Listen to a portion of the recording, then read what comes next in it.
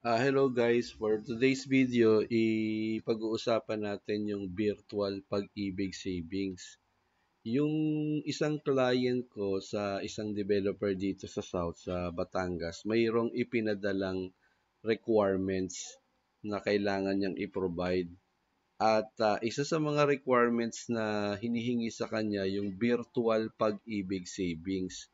So ngayon, ito yung pag-uusapan natin paano ito kinukuha sa website. Kasi ang required ng developer is ma-provide yung print screen copy ng virtual pag-ibig records niya. Sa website, hindi tinatanggap yung galing sa application sa Android. So, ang kailangan natin yung sa browser. So, from your browser, pupunta po tayo sa Pag-ibig Fund. So, pag-ibigfund.gov.ph. So, ito yung main homepage nila. Alright? So, pupunta tayo as a member dito sa Virtual Pag-ibig for members. Select natin yan. Virtual Pag-ibig for members. So, dito, magla-login tayo. So, itong video na to is applicable to members na meron ng Virtual Pag-ibig online account. So, hindi na tayo magki-create. Instead, magla-login tayo using yung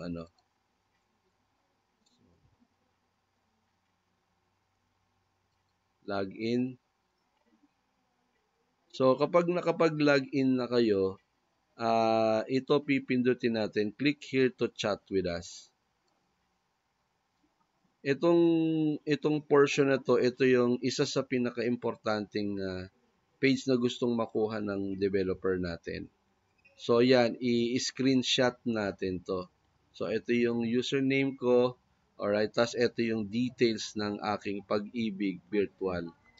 So, screenshot ko siya. Yan. Tapos, save lang natin siya dito. So, save as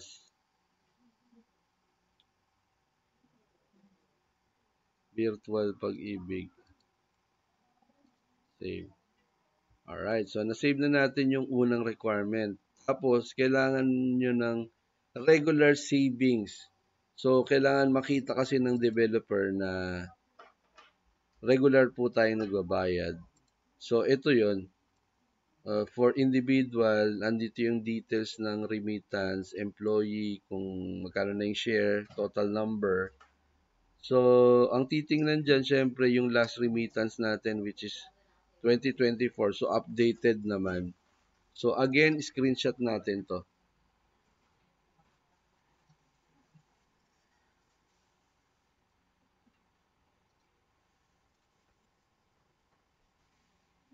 Save ko ulit. Save as.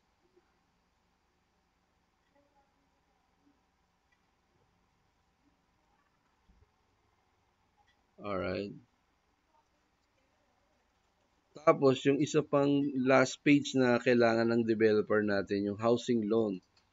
Dito kasi nila malalaman kung meron ka pang existing.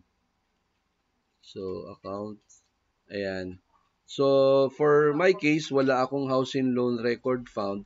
Ibig sabihin, eligible akong mag-loan ng housing loan sa Pag-ibig. So, we also need to have this printed out.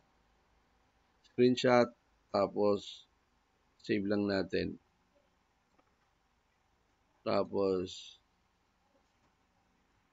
save ko lang.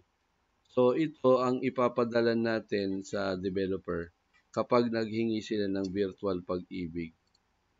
Alright, so ganyan lang po yung sample. Sana po nakatulong. Thank you.